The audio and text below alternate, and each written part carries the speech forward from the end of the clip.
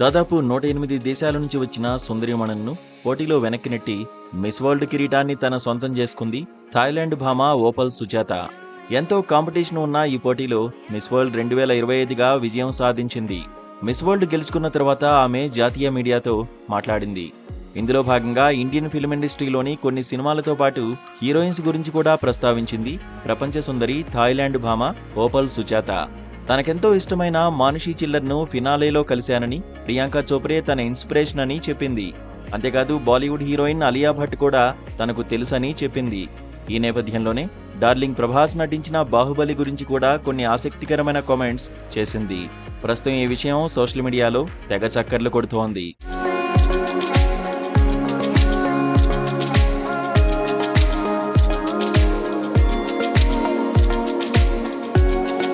Director Rajamouli డైరెక్షన్లో darling Prabhas నటించిన Baahubali cinema గురించి విన్నానని చెప్పింది ప్రపంచ సుందరి థాయిలాండ్ భామ ఓపల్ సుజాత.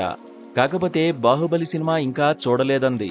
మిస్ వరల్డ్ పోటీల్లో భాగంగా కొన్ని రోజుల క్రితం తామంతా హైదరాబాద్లోని రామోజీ ఫిల్మ్ సిటీని విజిట్ చేశామని, అక్కడే బాహుబలి సెట్స్ చూశానంది.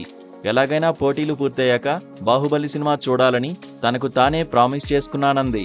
ఇక నెక్స్ట్ టైం భారతదేశానికి వచ్చినప్పుడు ఖచ్చితంగా బాహుబలి సినిమా గురించి రివ్యూ ఇస్తానంది ఓపల్ సుజాత. మరోవైపు హైదరాబాద్లో ఎన్నో కట్టడాలు చూశానంది.